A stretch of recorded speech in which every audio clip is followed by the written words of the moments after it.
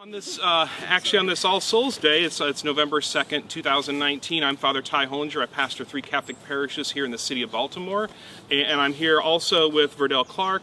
She's going to share her story about how she's had to suffer through Johns Hopkins Hospital's continued practice of suing patients for medical care. And we've come here, we've been asking for over a year now for Hopkins to come out and meet with the community to talk about this, to end the practice immediately of suing poor people in the Baltimore area over medical debt issues.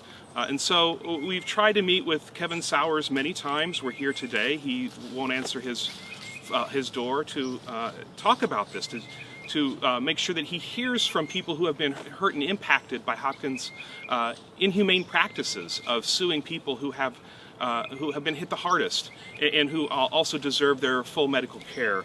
And so he's not responded to us. We've tried sending letters in March, in June. We've tried meeting at the hospital to be denied any access to him, to be able just to make sure that he's aware of how the policies of the hospital around this medical debt issue are really impacting the lives of Baltimoreans.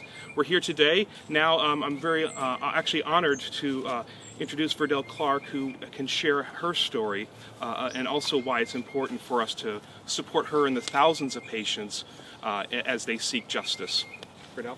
Hi, I'm Verdell Clark, and I am so proud of all of you and what you're doing. I am a victim of Hopkins. I was sued by them. I think it was a little over 5 years ago, but I also worked as a case manager there as well. I am a cancer survivor. I had very high hospital bills, but I was unable to work because of the treatments that I was going through. And so I was getting a lot of bills from Hopkins, but not only that, I was getting calls from the financial department stating that I should make a payment, and if I didn't, that they will send it to collection.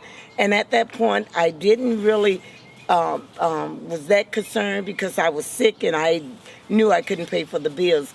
But to make a long story very short, I was sued and I was asked to go to court. I was arrested because I was at the wrong court. I was arrested. I was handcuffed.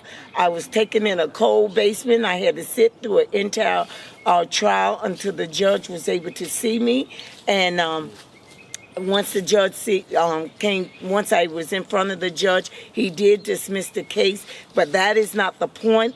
The point is that I was arrested for a hospital bill that I was unable to pay for. And not only that, I was the employee of Hopkins, and on top of that, it was a very traumatic experience for me. It also was bad on my credit report, and so which made it very difficult for me once I started working again to get even a credit checking account because it was a bad mark on my credit report.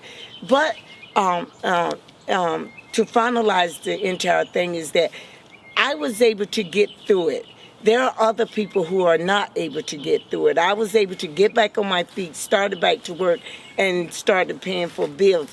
But I do want to go back just a little bit to also state that even after I started back to work and I would still go to some of my doctor appointment, I remember once I had to do an x-ray, and I went down to the basement to have an x-ray, and I was refused to they refused to do the x-ray until I went to the financial department. They were stating, you have a large bill, and until you pay on this bill, we cannot do the x-ray. I had to go back home. Yes, change, yes. I had to go back home and pay on a bill in order to get x-ray for a problem I was having. And this not only happened once, but it happened more than once. That every time I had a doctor appointment, I had to go to the finance department because I had an outstanding debt. And I had to pay on these outstanding debts until I was able to, before I was able to see a doctor or a provider. That's my story, and I'm hoping that this story help others. And again, I appreciate everything you guys are doing. We appreciate you. Yes. So now's the time to stop this shameful practice of medical debt lawsuits. And on behalf of so many family members like Verdell, we're going to continue this fight until we hear from Kevin Sowers and from all the other administration of Johns Hopkins that they've ended this practice immediately. They've joined other hospitals in the area that have done this and across our country and realized that there's no need to sue patients. What their charter and their mission is to provide them health care, and Hopkins especially to provide charity care. And so now the community is calling on Hopkins to fulfill the mandate of its mission of its founder, and it's sad that we have to do this today in 2019, but we'll continue to be with you, Verdell, and so many others in this long fight for justice here at the hospital.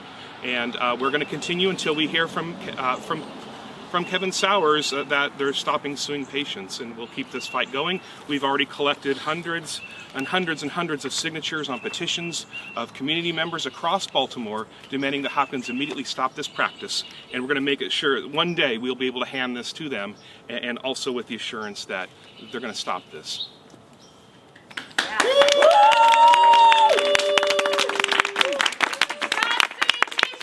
Stop suing patients! Stop suing patients! Stop suing patients! Stop suing patients! Stop suing patients! Stop suing patients! Stop suing patients! Stop suing patients! Stop suing patients! Stop suing patients!